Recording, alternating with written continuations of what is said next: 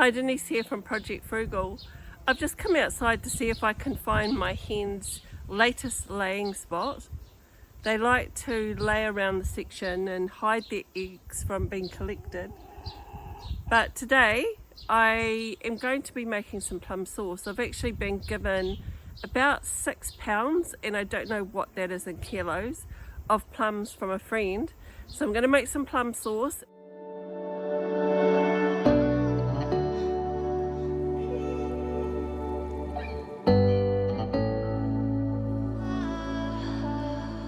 For this particular recipe, we have 4 pounds of plums, apple cider vinegar, an onion, garlic, sugar. So here we have our spices. This particular recipe has ground mustard, ground ginger, ground cloves and ground cinnamon. And the actual recipe does ask for pepper flakes, red pepper flakes, but I have switched that out for chili flakes instead because we like a bit of spice in this family. I'm going to bottle the plum sauce into some recycled jars, so I'm just going to pop those into the sink and remove the labels. I'm just filling this with warm water and we will soak the labels off. So here we have the beginnings of our plum sauce, which is yet to be boiled down. I did prepare this last night and gave it a quick cook just to break up the plums, which I'm now going to blend with my blender stick, and that's just to smooth the lumps out a little bit. Okay, so that's blended up nicely, so we're just going to switch the element on. Oops, wrong one.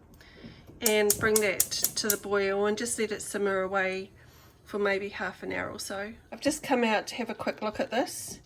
We're bubbling away nicely in the pot here. So just giving it a quick stir so it doesn't catch on the bottom. And it's looking and smelling wonderful.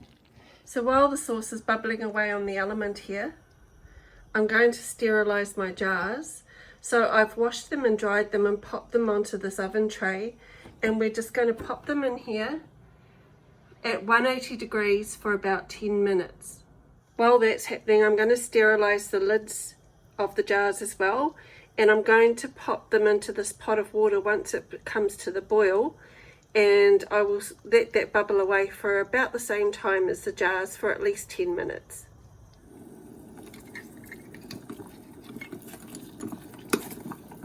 So we're on the home stretch now, so all I'm going to do now is fill our jars with the plum sauce.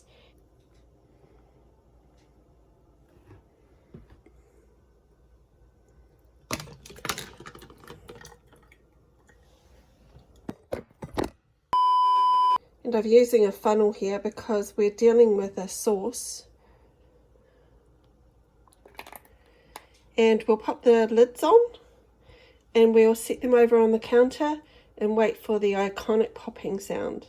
What we do need to do before we put our lids on is just give the jars a bit of a wipe around the rims, and that's so that the lids seal properly.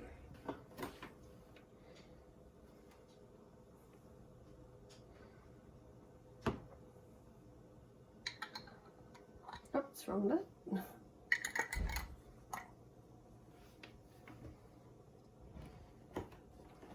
Done. So last thing, don't forget to label your jars.